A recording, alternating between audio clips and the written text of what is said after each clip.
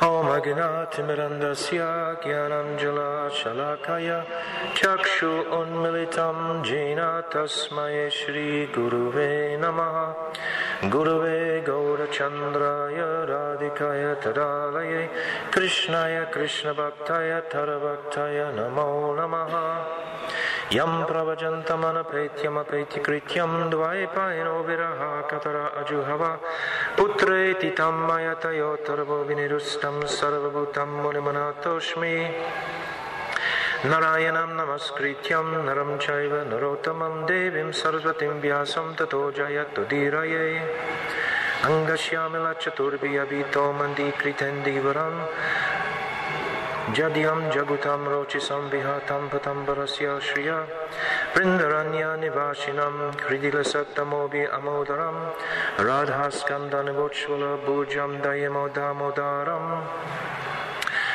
I first of all offer millions and millions of Dandavat pranams unto the lotus feet of my most beloved Gurudev, Nitya Leela Pravishta Om, Astottara Srimad Srila Bhaktivedanta Narayan Goswami Maharaj.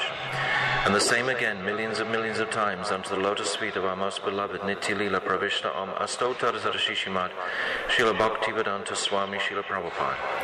And all our Rupanuga Guru Vargya Dandavat pranams. And unto all the Vaishnav and Vaishnavi devotees of the Lord, Dandavat pranams. So today, I've been given an opportunity to speak. Is it better? So I'm going to speak just for an hour each morning on Srimad Bhagavatam, which only means 7 hours, which isn't really very significant to speak on such a enormous literature just for 7 hours. But still, I want to explain something. So today, I wanted to begin with the first canto. So there's 12 cantos in the Bhagavatam, and 2 years ago I spoke, I think, for 14 days, and we covered the 10 topics of the Bhagavatam, which are described in the second canto, the Sarago, Visharga, Stanam, Poshanam, Ute, Manvantara, Ishan Kata, Nirodha, Mukti and Ashraya. These 10 principal topics are described in the second canto, chapter 10, first verse. So Shukadev Goswami gives us there a description of what he is going to discuss. So last year I described in detail how Srila Vishnu Chakravarti Thakur had described the essence of the Bhagavatam. He describes it in the first verse, Janmadiyasya Yata. This first verse, ending with Satyam Parama Dhimahi. So Satyam Parama Dhimahi. Parama means topmost. Satyam means that absolute reality. And Dhimahi means to meditate. So Srila Vishnu Chakravarti Thakur, he gave 5 very remarkable explanations of what is the Bhakti Sar, or what is the essence of this Bhagavatam that he is about to comment on.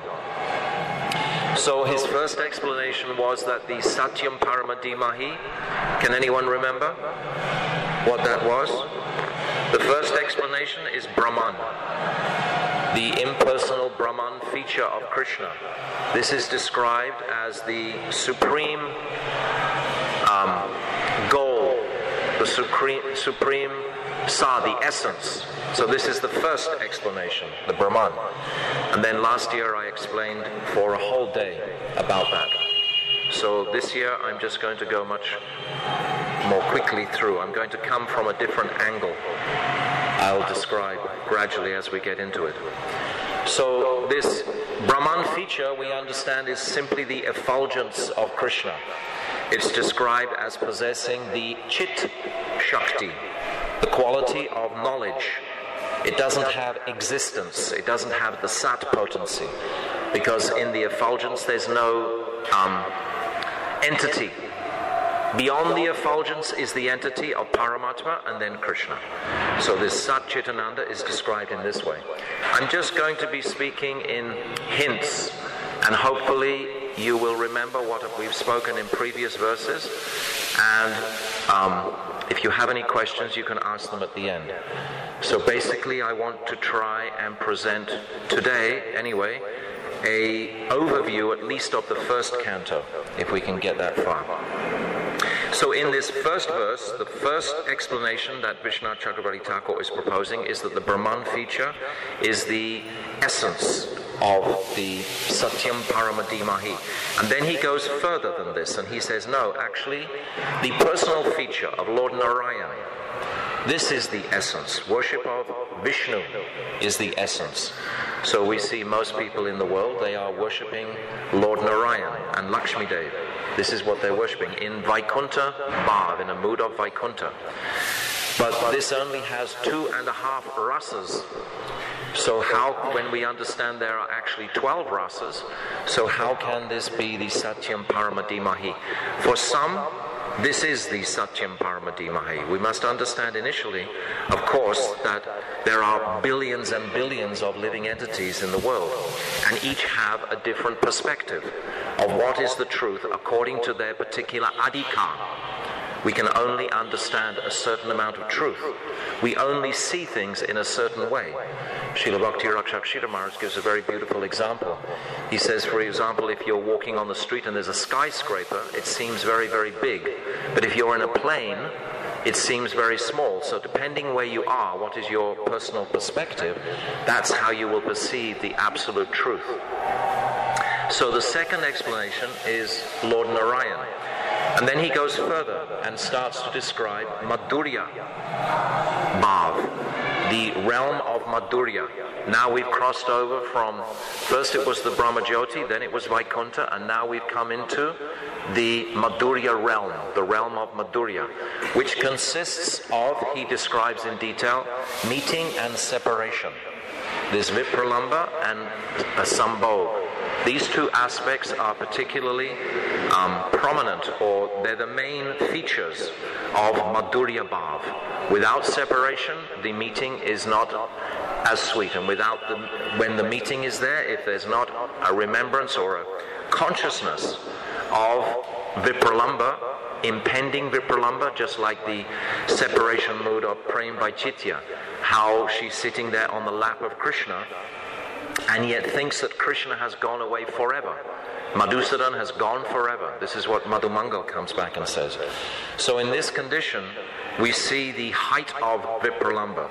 So this is the essence of Madhurya Bhav that Srila Vishwanath Chakravarti Thakur is giving. I'm not going into details on this because I did it last year. For a whole day we discussed this particular topic.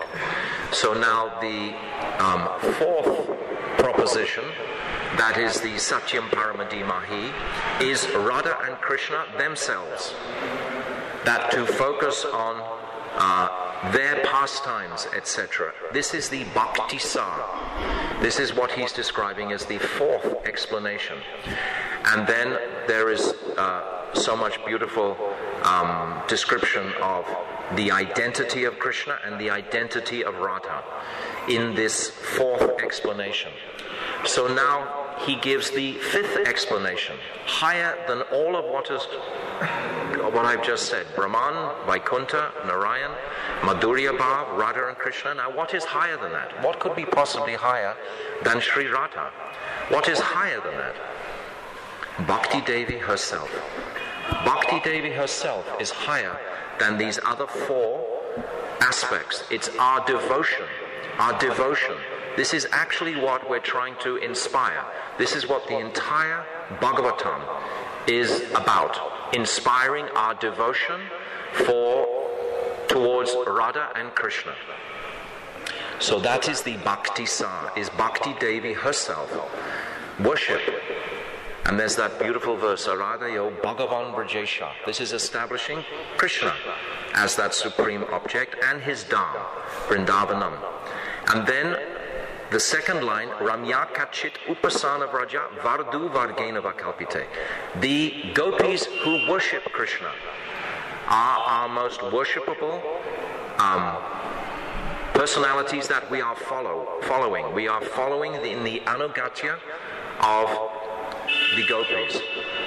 So this worship, Bhakti Devi, is exemplified by the gopis themselves. These are the highest examples of affection and love towards Krishna. No one else can remotely compare to the affection that the gopis possess for Krishna. They give up totally everything. Their shyness, their reputation, utterly everything. And only they run to that personality Krishna. Not even knowing that Yogamaya has left replicas in their houses. They have no idea of that, of course. And they're just running. And they're not even thinking Krishna is the Supreme Personality of Godhead. They're just thinking that he's their most lovable object. So this is all described in the Samam Bonam, which is the 10th canto. So we have to see the Bhagavatam in its entirety. Constantly, we have to see it with its thread running through it. If we start to catch it like that, catch the rhythm of the Bhagavatam, then it will unfold in all its multifarious details. There's so many details or descriptions within, but what is the thread? What is the common thread? The common thread is bhakti, is devotion itself. So devotion, I thought that in the next 7 days I wanted to particularly emphasize all the areas where devotion is prominent in the Bhagavatam, because this is the essence of the Bhagavatam. The essence of the Bhagavatam is devotion itself. So how is devotion unfolding through? If we experience through chanting, through being in Vrindavan, in the presence of Gurudev, etc., we at some point must experience this like breath of devotion, when we feel totally absorbed in the object.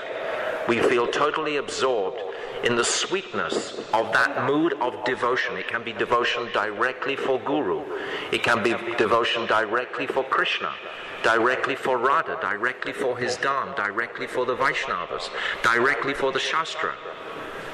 It's like a sort of breath that comes in the heart when you experience that devotion. So this devotion is the essence of our trying to understand this Bhagavatam. Where is devotion? How can I be inspired more towards my devotion for my Ishtadev? Radha and Krishna, or just Radharani exclusively, Radha Dasyam, or Gurudev at some point, our Guru Parampara, etc. So none of this, of course, can even be begun or approached without directly the mercy of Guru initially. Our initial spark, so to speak, has come from that personality who is already in that other world, that world of Goloka Vrindavan. So pure Guru, Sadguru, he's in that world. He's come from that world. He's carrying the fire. We are like wood. We have the potential to be ignited. But unless we come in contact with another light, another fire, that dormant fire within us won't ignite. This verse, Kriti Sadhya Bhavet Sadhya Bhavsa Sadhanabhida, Nitya Siddhyasya Bhavasya, Nitya Siddha. This eternal perfection is residing, prakatam, in potential within the heart of the jiva. But until it comes in contact with that soul who is already blazing, then, just like in wood, it will just stay dormant. So Guru is the principal essence of our inspiration initially. Without that Guru connection, nothing can transpire.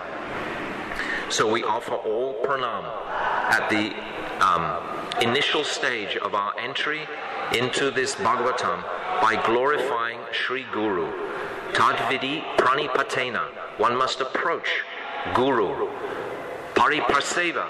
Prashena. One must inquire from Guru. Ask him questions, pertinent questions.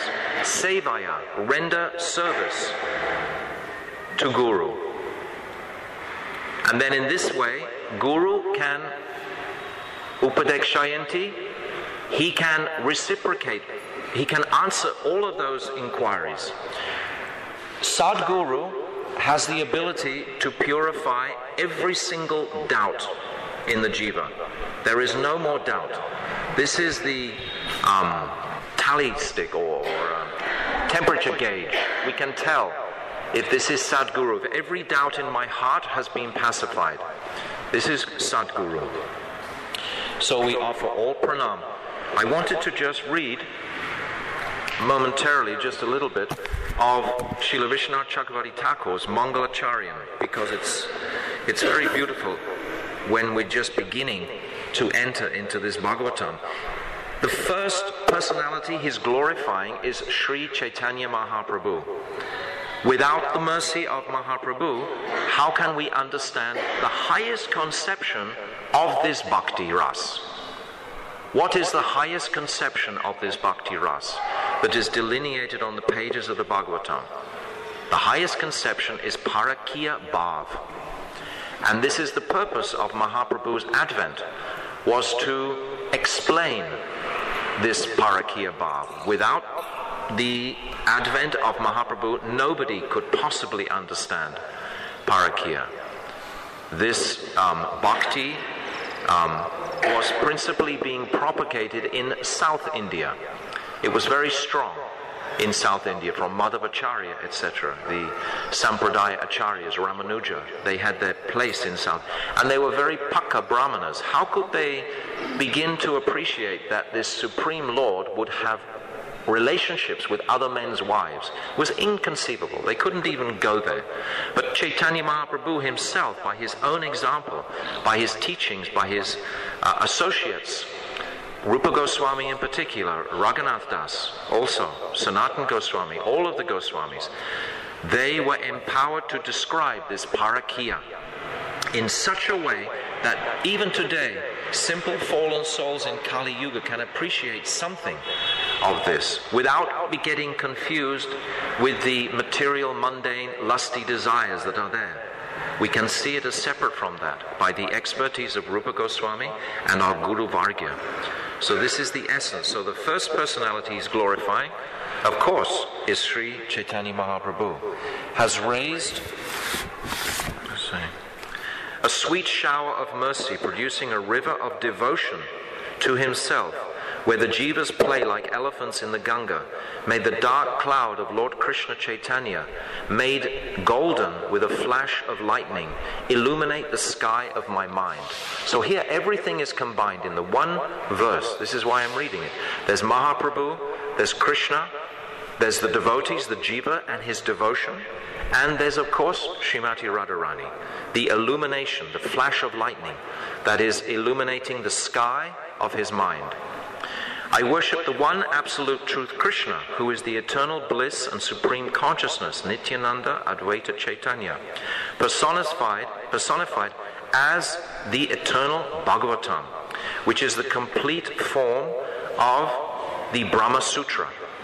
So this Bhagavatam is the total essence of everything. This Bhagavatam is non-different to Krishna, completely, which is in its most embellished form, and who resides with eternal bhakti and the eternal devotees in the eternal spiritual abode. So he's describing like this, and then he's saying, I am not learned. Now he's showing the quality of Trinada Pisunichina. Without this quality immediately being prominent, then the darkness of Kali in the form of pride can immediately obscure our vision of this Bhagavatam.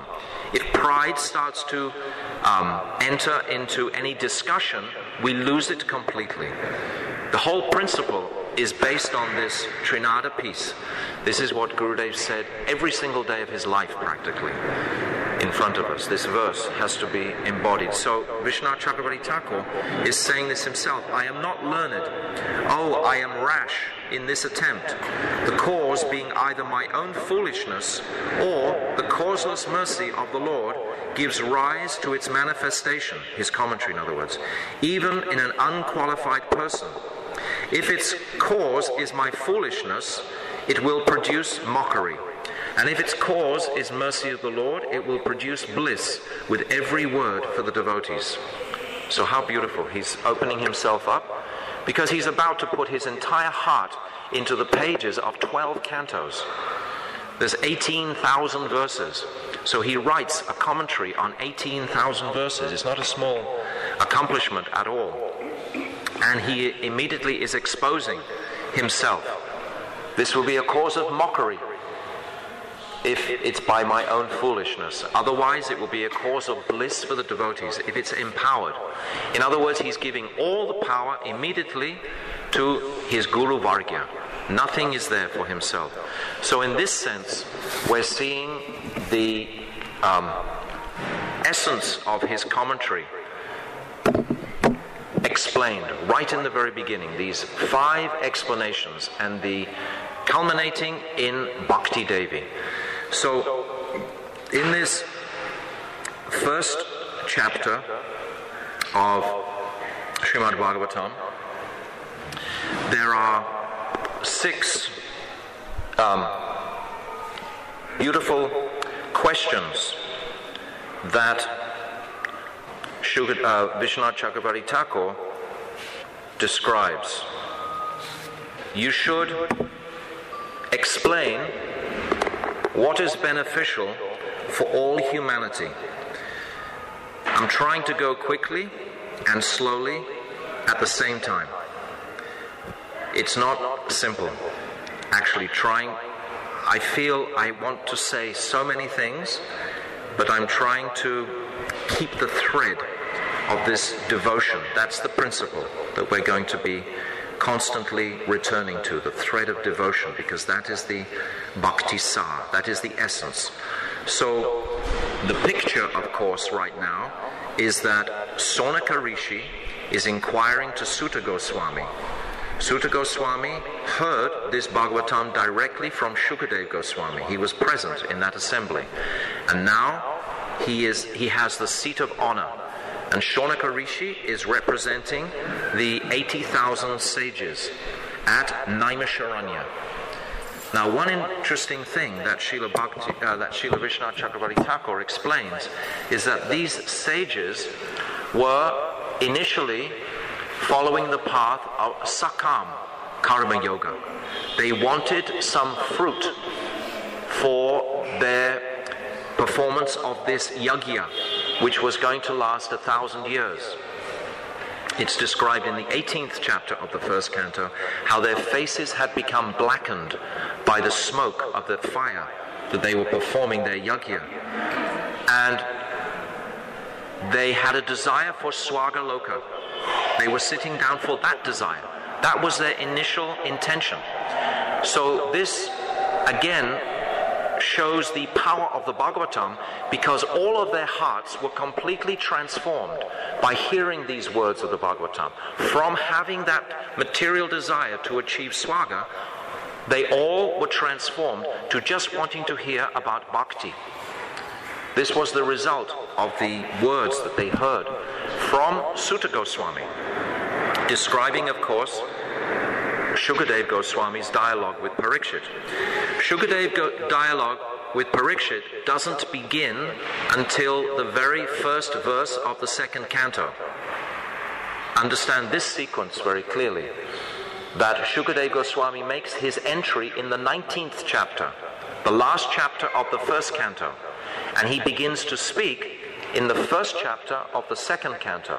So up until this point, we should know who the speakers are, what is the mood of this first canto, and that will give us a very good platform for accessing the rest of the Bhagavatam. It'll make it not just like a sea of names and different activities and teachings and so on, but there's a consistency actually to it, even though it's not in chronological order. There's still a definite consistency if we're looking from this point of view of following the thread of devotion. So at the end of the first chapter, that just the sages, just Sonika Rishi has been asking Sutta Goswami these 6 questions. So first he says, you should explain what is beneficial for all humanity. And these questions are very beautifully answered in key verses throughout the Bhagavatam. The second question, tell us who have faith the essence of all the scriptures by which the intellect is pleased. Srila Vishwanath Chakravarti Thakur calls it the treasure of satisfaction for the heart. Beautiful terminology he uses, the treasure of satisfaction for the heart. The heart becomes very peaceful and very soft when we're actually hearing these descriptions of the Bhagavatam. It's nothing but juice, it's nothing but sweetness, because it's the nature of the soul, nitya siddhyasya bhavasya prakatam, this bhav of the soul. Understand just for a moment, there are 3 types of bhakti: sadhan bhakti, bhav bhakti, and prema bhakti. Our sadhan bhakti must be focused on bhav bhakti to acquire the enthusiasm or inspiration or juice just to go forward. Unless we're tasting something sweet, something pleasant, we're not going to keep going forward. If it just stays on the intellectual platform, like religiosity or ritual, it must very quickly move towards Bhav Bhakti. Bhav Bhakti is our initial goal. This devotion with mood, this devotion with feeling, that must enter. So that can be a whole long discussion in itself, but I'll just leave it there. The third question, you should tell us who desire to hear the purpose of Krishna's appearance from Devaki. What was the purpose of his appearance? This also must be described. Number 4, you must describe the pastimes of Krishna who has all the avatars within him. Who is that personality, Krishna, that is the repository of all avatars? It's like sometimes people say, or Gurudev says regularly, that Kalki doesn't appear in Kali Yuga. But you can say to pacify anyone, yes, he appears within the body of Chaitanya Mahaprabhu. All avatars are there. So in other words, Bhaktivedanta Swami Prabhupada was not incorrect in saying that. Yes, the Kalki avatar is present in the body of Chaitanya Mahaprabhu. So all avatars are present. This is the praman for understanding what Bhaktivedanta Swami Prabhupada was saying. It was not incorrect. But the actual manifestation, that's a different consideration. He doesn't actually appear. Mahaprabhu is the Yuga avatar. Number 5, describe the stories of the avatars. They're very hungry to hear. Tell us more about these personalities. Number 6, they're asking this question because they haven't yet heard the 10th canto. This comes after 9 other cantos. When we touch on the 10th canto, even there are points where this mood of the 10th canto, this sweetness of Krishna's Madhurya, is within the other 9 cantos, but it's not really prominent until the 10th canto. From the 10th canto, then the juice begins to really flow when Krishna takes birth in Mathura in the 3rd chapter. Prior to that, it's the Mathura pastimes. But when he reaches Vrindavan, this is Golok or Gokul, then the real sweetness and juice will come. Then if it's Bhakti Devi that is our essence, if that's our desire, we'll very easily catch it. Devotion. At that point, we'll be inspired for devotion. And the 6th question, tell us the shelter of Dharma now that Krishna has departed. Where can we find refuge now that Krishna has departed? So then in the 2nd chapter of the 1st canto, Sutta Goswami begins to answer all these questions. And there's a whole thread of very beautiful answers. I'm going to read some of them because they're very inspiring to hear directly the words and capture the mood of these sages and Sutta Goswami. We want to be present in that assembly. We want to hear directly those words that are going to be spoken by Shukadev Goswami. We want it to affect directly our hearts in that mood of bhav bhakti. We want that bhav to arise of enthusiasm to understand Krishna, to know what is devotion, that sweetness of devotion. If you're completely devoted, you're never seeing anything problematic at all. And if we're devoted to Krishna, of course, then the whole world is auspicious for us. It's described, these different aspects of sadhana bhakti, bhav bhakti, and prema bhakti in this beautiful verse, Klesh Agni Subhada. Klesh Agni, all the kleshas are incinerated. Agni, burnt to pieces, all the sufferings are burnt. In sadhana bhakti, Klesh Agni Subhada, and everything becomes auspicious for the sadhak. And then bhav bhakti is moksha lukhata krit. Even the attraction of liberation is completely unattractive for the devotee. Liberation isn't a big deal. Liberation is like we've been banging our head against the wall and now we've stopped banging. And that's supposed to be happiness. This is basically what liberation is. It's a cessation of suffering. But it's not actually a principal sweetness in itself of devotion. And then Sudulabha. This bhav bhakti is very rare. So with a mood of wanting to attain bhav bhakti, we're hearing these verses now. So Sutta Goswami describes, he says, before reciting the Srimad Bhagavatam, which is the very means of conquest, one should offer respectful obeisances unto the Supreme Personality, Narayan, unto Naranarayan Rishi, the supermost human being, unto Mother Saraswati, the goddess of learning, and unto Srila Vyasadeva, the author. So now we're getting the proper crumb, we're getting the proper line, the gradation. Where is this coming from? It's coming from, originally, he's saying here, giving honor to Sri Krishna or Vishnu, Narayan. It hasn't gone into Madhurya yet, it's still establishing this aspect. So he's thanking the sages for his these questions. And then this verse 6, Savai Pumsam Paro Dharma, Yato Bhakti Arhoiksaje, Ahoitike Apratihata Yeyatma Suprasidati. This is the answer to the first question. The first question of where can we seek shelter? And the answer is the supreme occupation, Dharma, for all humanity, Pumsam, is that by which men can attain to loving devotional service.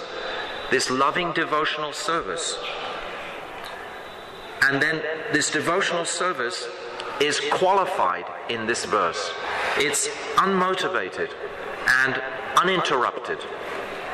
Just like the qualification of pure bhakti. Anyabilasita shunyam, gyanakarmadi anavritam, anukulyena krishnanu. This krishnanu, this is the swarup lakshan of this verse, the inner mood of the verse. This is the difference between the activities, the chesta, and the bhav. Again, it's referencing this bhav. What is the mood? How can we attain that mood of devotional service? Initially, we perform all kinds of services to please Krishna and his devotees, but at some point, this mood starts to become prominent in the heart that I want to please Krishna by the performances of my services. I'm no longer motivated by wanting to strengthen my reputation in the society of devotees. No longer the false ego is prominent. That becomes purified by the power of bhakti. How much of our service is motivated by wanting to have a good reputation? In the material situation, this is what is motivating so many people in the world. They want their material reputation to be strong. So they're doing all kinds of, they paint the front of their house so people will think, oh, he's very, a monkey just walked in that back door, by the way.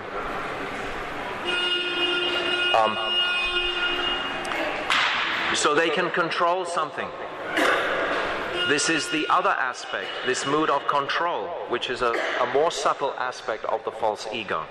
We think that if my reputation is very strong and everyone is following me, etc., then I can control. Again, this has nothing to do with bhakti. So we have to closely take the microscope out and examine what is our motivation. Have I attained that sweetness of devotional breath? Has Bhakti Devi begun to rise in my heart? Or am I still caught up with so many external aspects of this material, temporary world? So these considerations can be there by considering just this one verse. This was the 6th verse of the 2nd chapter. And then it's saying that by rendering devotional service unto the personality of Godhead Krishna, one immediately acquires causeless knowledge and detachment from this world. This is the result of pure devotion. What are the qualifications of Sadguru? Tasmat Guru Prabhadyeta, Jignashu Shreya Uttaman, Shabde Parecha Nishnantyam, Brahmani Upashavashrayam. That he's completely detached from everything in this world. He is fully knowledgeable and realized in the knowledge. These 3 qualifications of Sadguru. But this 3rd qualification, he's totally detached from this world. So the devotee, the Vaishnava, he's aspiring for this place. This will manifest by itself when the heart is softened by devotion. Is it devotion that I'm performing here? If we're really performing devotion, we actually don't want to disturb any other Vaishnava in the world. We want all Vaishnavas to be peacefully performing their various sadhana and bhav, bhakti processes. We don't want to make any disturbance. So in this age of Kali, it's fraught with disturbance. So how can we avoid this? How can we not get involved in those different sensational disturbances? If we come to the mode of goodness first of all, the mode of goodness must be there, that platform. Not speaking about, the higher stages, but at least the mode of goodness must be prominent. And then this mood of devotion can begin to flourish from a good foundation, a good platform. So there are so many beautiful verses here. It's saying life's desires should never be directed towards sense gratification. One should desire only a healthy life or self-preservation, since a human being is meant for inquiry about the absolute truth. This is saying what I've just said. This is describing like the mode of goodness again. A healthy life, a healthy way to live in the mode of goodness without creating dissension or disturbances amongst devotees. How can we make this strong within us? How can we encourage each other in this way? Make an atmosphere, create an atmosphere of goodness, of purity, so that that breath of devotion can grow. That seed, that bhakti lata can genuinely grow. It's described that there are many weeds that come with the bhakti lata. We can be building temples and doing so many externally great things, but actually what is happening internally, if it's just an external demonstration of our apparent bhakti, it won't endure. It won't be able to be sustained. But when the real mood of weeping, of crying, please Krishna, give me some of that devotion. Let me have that mood of devotion. So the pages of the Bhagavatam is where we get our guidance from. So I'm not going to read any more from this 2nd chapter. I think this 2nd chapter is very popular. Many people have read and studied that. I want to show this morning something of the thread of the 1st canto. There's only 10 minutes left. So there is so much at every single step, because Srila Gurudev has described it's not in every verse or even every word, but every letter is actually representing Sri Radha. So how can there not be so much description in these verses? So these first 2 verses are the questions and answers by the sages. And immediately the 3rd chapter, Sutta Goswami begins to describe the incarnations of Krishna. He describes 22 incarnations in the 3rd chapter. He's immediately substantiating the object. What is the object of our devotion? Unless we have that very clear, then how can we understand what is the bhakti sar, where is the essence, without the object being very clear? So in the 3rd chapter, and then the 4, 5, and 6 chapters of the 1st canto, it's going to describe Guru Tattva in relationship to Narad and Vyas. Vyasadeva is the compiler of the Bhagavatam, and he's painting this picture. For us in Kali Yuga who have short memories, we're bereft of intelligence, we're always disturbed, he's going to make it very easy for us. He's painting a most incredible royal picture of this meeting of the sages, and these descriptions, they are so relishable and tasty. So in these 4, 5, and 6, there's the beautiful dialogue between Narad and Vyas. When Vyasadeva is in Samya Prashya Ashram, in Badrik Ashram, and on the bank of the Saraswati, and he's feeling despondent because he's written such an enormous quantity of literature he's given to the public, including the Mahabharata, the 18 Puranas, etc., the Itihasyas, the Ramayana. This is all manifested. And he's feeling despondent. And in that despondency, his guru, Narad, born from the heart of Lord Brahma, comes in front of him immediately and questions him. And first of all, he congratulates him on all the amount of work that he's done. But Vyasadeva is feeling unhappy because how has he described Krishna and the path?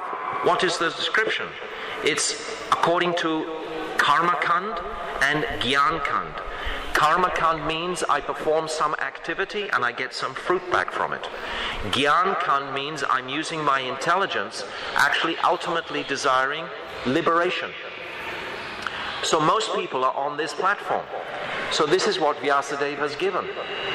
He's placated the material desires of the populace, but he hasn't actually given the antidote to these material desires, which is devotion itself, devotion to Krishna, bhakti. So this is the reason for his despondency. So in these 3 chapters, 4, 5, and 6, this very beautiful dialogue, and there are so many beautiful verses. If we open at any spot, I'll do it right now. I'll open it at one spot in this chapter, chapter 6, and so now, in the 6th chapter, he's describing how he got this body of Narada Rishi being born as a son of Lord Brahma. And he describes his whole life as a son of a maidservant. Then the Bhaktivedantas coming to that ashram and him being able to serve those Bhaktivedantas. So again, this is a clue. How to get bhakti is by serving the Bhaktivedantas, by serving Srila Gurudev, by serving our entire Guru Vargya, by taking the remnants of their prasad. This is how Narada Rishi got this mood of devotion, how this mood of devotion swelled up so strongly in his heart that he was only 5 years old when his mother got bitten by a snake and left this world. He didn't bother for a whole ceremony or anything. He just threw a lighted torch into the straw hut and it just burned his mother and everything, all his life as a family member, and he just walked into the forest from there. This is how it's described. So how liberated was he from that? Simply by taking the remnants of those Bhaktivedantas in that ashram. But he got that. These Bhaktivedantas, by the way, of course, are the Kumaras. The 4 Kumaras were there. Gurudev, he explains like this. This is who these personalities were. He took that and then just wandered. And then eventually he has darshan of Lord Narayan himself. This is very wonderful. Again, it's inspiring devotion. Inspiring devotion. We get inspired by someone else's description of their success on the path. So the success of Narad is very inspiring for the devotees to read and relish. So this is in chapters 4, 5, and 6. And now, Sutta Goswami in chapter 7, he goes back to the general picture of the pastimes of Krishna just after the Mahabharata war. Can we imagine just for a moment the turmoil in the world when that Mahabharata war at Kurukshetra took place. 640 million people died on that battlefield. Krishna annihilated all those demons. So that mood is still resonating. So we get the chapter about the son of Drona being punished in the 7th chapter. And then that's Ashvatthama. And we're going back to the picture of Mahabharata. This is reinforcing the personal aspect of Krishna. It's purifying this impersonal Brahman conception. When we talk about Krishna, Krishna, Krishna, in all types of circumstances, whether it's in the groves with Sri Radha, or whether it's on the battlefield of Kurukshetra, it's establishing the personal form, the Savishesh. It's purifying the Nirvishesh. It's purifying that impersonal mood of the Brahman being the essence of the Bhagavatam. So the son of Drona punished is the 7th chapter. The 8th chapter, I think, is 9th is Bhishma Dev, and the 8th are the beautiful prayers by Queen Kunti Dev. And Bhaktivedanta Swami Prabhupada even chose to take those prayers out and publish them separately. They're so beautiful. Although our Gurudev, when he was approached to take separate portions out, his remark was, if you have a block of gold, which part of it is most valuable? How can you take any part out and say this is the most valuable? It's all gold. So in this regard, the instructions or the questions by Queen Kunti Devi, she's appealing to Krishna to constantly let this flow of sufferings come to her. Because in this suffering condition, she's remembering Krishna. She's feeling completely Krishna conscious, remembering Krishna. So these are beautiful prayers. This is in the 8th chapter of the 1st canto. The prayers by Queen Kunti Devi. And also it's describing the birth of Parikshit Maharaj. So even though it's in the 7th chapter, we were talking about Ashvatthama, but now in this chapter, we see that Ashvatthama has thrown that Brahmastra, and Parikshit is in the womb, and he's been attacked by that radiation. And then it's described that he sees this personality the size of a thumb, and he's with a club, and he's moving around. It's described, loitering is the word. If you're English, that's an interesting word, loitering. It sort of means like hanging around is the word we usually think. But Krishna was loitering with his club and deflecting all this radiation in the womb of Uttara. And then Parikshit, he sees this beautiful person and is wondering, who is this person? So the name Parikshit means examiner, or that person who is searching for his whole life. He's again searching for that person that he saw in the womb. Parikshit Maharaj is such an amazing personality. We must really tune into this personality also to relish the depth of the Bhagavatam. His father, Abhimanyu, and his grandfather, Arjun, and Yudhisthira is also described as his grandfather. All the Pandavas are described as his grandfathers. He's born in that family. His exalted birth and nature are described in this 1st canto again.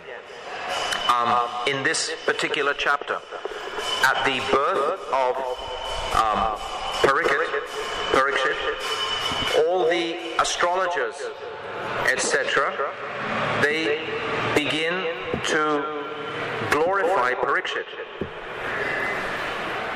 what he will do in the future, etc. And I'll just get to it. I'll read 1 or 2 verses from here. These phones are amazing. You can get the whole Bhagavatam on the phone.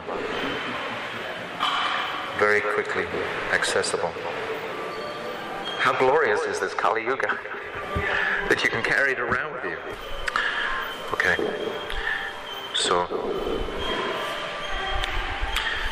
the birth of Parikshit Maharaj is described in detail in a later chapter.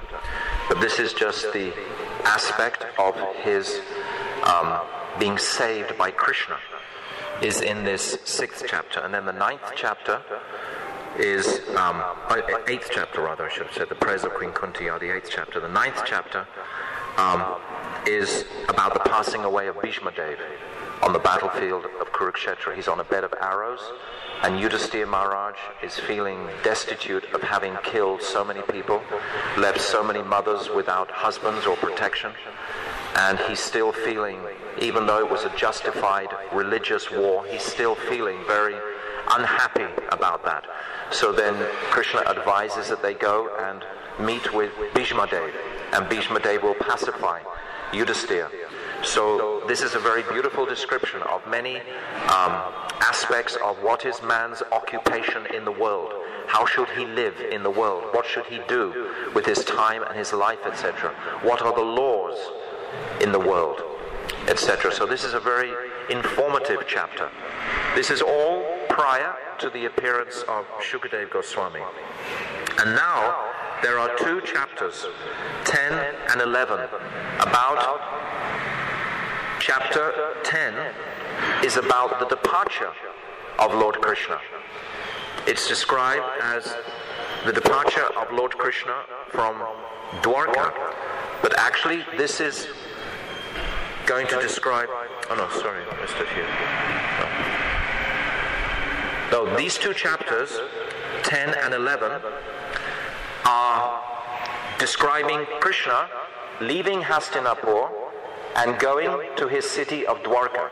So it's describing both of these cities. It's describing the moods of Dwarka and him leaving there, leaving the Pandavas.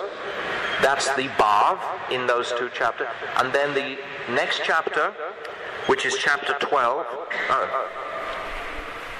chapter 11, is, actually one day I'll have a big blackboard and I'll have all the chapters very clear, and then we can go through them together. Is his entrance into Dwarka, and who are all these eternal associates in a mood of awe and reverence, in a mood of majesty. So this is very much described in this 11th chapter.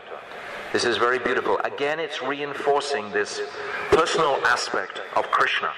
So these are just in the first few chapters of the Bhagavatam. So see the thread, see the mood. So the first 2 chapters are questions and answers by the sages. And then the third is the incarnations of Krishna.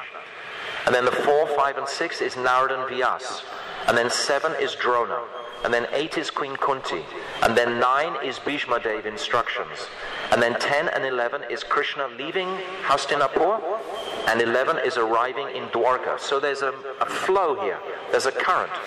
And then chapter 13 is the birth of Emperor Parikshit. And then we're seeing how these astrologers, they all glorify Parikshit Maharaj for what he's about to accomplish in his birth. So to appreciate the character and personality of Parikshit Maharaj gives us a deeper insight ultimately into the entire Bhagavatam. Who was this remarkable person, Parikshit Maharaj? It's described by the astrologers how he was so highly intelligent, and all the news of his birth reached the celestial planets, and so many sages and rishis, they actually came down to glorify Parikshit Maharaj. And then it's described in detail about how he would chastise Kali, and he would eventually be able to become completely detached from his kingdom and just inquire from the sages about the ultimate purpose in life for our benefits. So after this birth of Parikshit, now time is up, but I'm just going very quickly here, is the disappearance of Dhritarashtra. Again, we come back to Hastinapur. It's giving the story, the Mahabharata story. When it's talking about Ashvatam and it's talking about the Pandavas, and it's talking about Dhritarashtra. It's giving the background picture, the color. In Kali Yuga, people are very happy to hear stories and pastimes, so the Mahabharata is an attractive literature. So this is there. And also within it, of course, as I've said repeatedly, it gives confirmation of the personality of Krishna. When you keep hearing about Krishna, this person, we get into another world far away from any impersonal conception, which is a disease that we've carried from our origin, actually. I described many times how originally we are coming, that Tatastha region is from an impersonal place. We've come from an impersonal conception. So it's very easy for us to revert back for that. This is why there's so much description of Krishna himself. And then it comes into the disappearance of Krishna. And this is a very poignant chapter. This is chapter 14, when Arjuna comes back into the house in Hastinapur, and he's grieving, lamenting the departure of his dearmost friend. Prior to this, Yudhisthira Maharaj is described, so many inauspicious omens are there, because Krishna now has actually left this world. So what is the result of Krishna leaving from this world? All inauspiciousness will actually come, except on the pages of the Bhagavatam, except by the processes that Chaitanya Mahaprabhu has given us. Everything else is contaminated by Kali Maharaj. It's actually saying in the Bhagavatam that as long as Giriraj Govardhan is manifest, and as long as Jamuna Devi is manifest, in those places Kali Maharaj cannot exert his full strength. So the devotees, the Vaishnavas, they try to take shelter of these places so that they can actually contemplate these pastimes. If we're far away from here, it's very difficult to actually focus the concentration, because so many stupid problems coming daily that we get distracted from this. And now the last 4 chapters of this first canto are describing Parikshit Maharaj himself. And in the very final chapter, it's described the appearance of Shukadev Goswami. So all of this picture in the first canto is what I've tried to, in a very brief way, give today.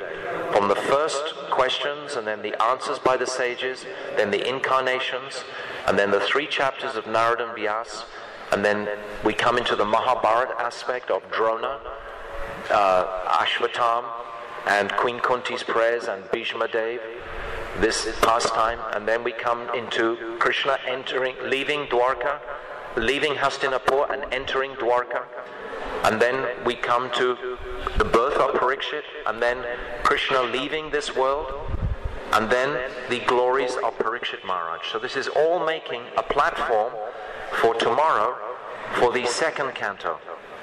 So I know I've gone so quickly. How is it possible to really speak? Probably we could speak, one day on each chapter practically, its significance. But I'm trying to link them so we can catch like a heartbeat through the whole Bhagavatam. When we can start to see the overview, then we can very easily dwell on the actual details. But the thread, always remember, is what is devotion. So the devotion is being highlighted by making Krishna's pastimes prominent. This is the first aspect.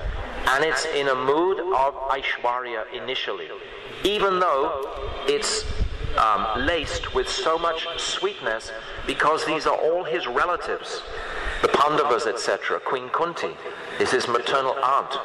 They're all his family members.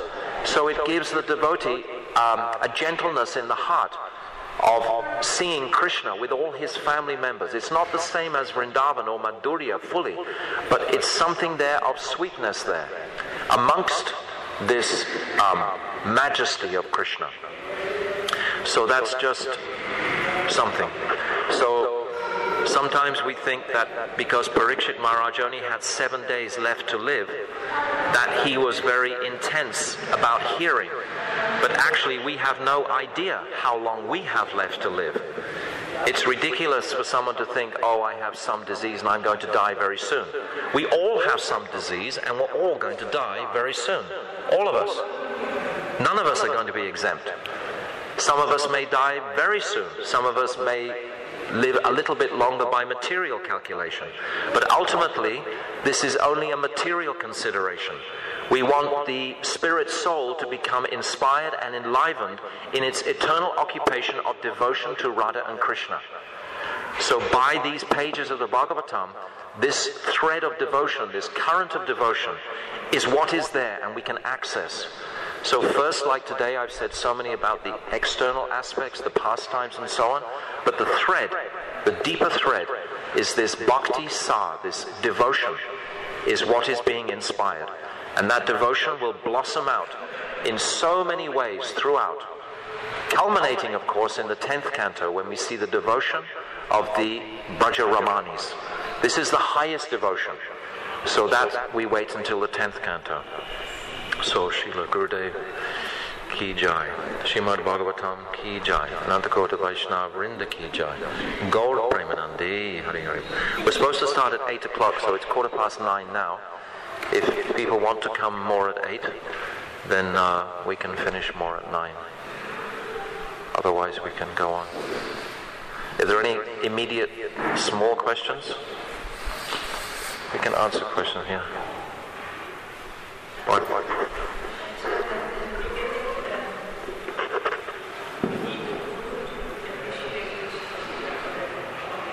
Yes.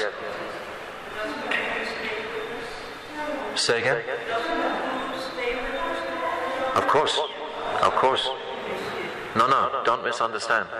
Guru initiates and stays eternally because it's an eternal relationship. It's not a material relationship. If it was material, it would come and go. But because it's of an eternal, we may not understand fully the eternal nature of the relationship, but nevertheless it is an eternal relationship. Guru is always present. And only by Gurudev's mercy can the purports be understood. Many times it's said, oh, Bhaktivedanta Swami Prabhupada wrote everything in his books. Of course he wrote everything in his books, but who can understand them? Without the light of Shiksha, without the light of someone to explain to you, what is he saying here, what is he saying here? Jai. Srila Gurudev ki jai. Panchakalpatarubhyascha, kripa sindhaveva patitanam pavanibhyo vaishnave namo namaha. Hare Krishna, Krishna Krishna, Hare Hare, Hare Rama, Rama Rama, Hare Hare, Hare Krishna, Krishna Krishna, Hare Hare, Hare Rama, Rama Rama, Hare Hare, Hare Krishna, Krishna Krishna, Hare Hare, Hare Rama, Rama Rama, Hare Hare, Hari Bol, Gaura Hari Bol, Nitai Gaura Hari Bol. Jaya Guru Deva, Jaya Guru Deva, Guru Deva, Jaya Guru Deva.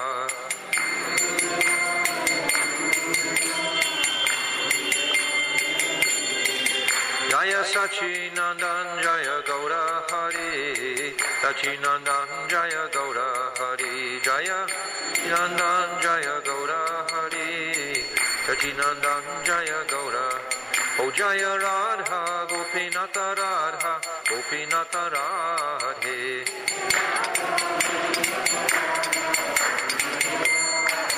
Jaya Radhe, Jaya Radhe, Jaya Radhe, Jaya Shri Radhe.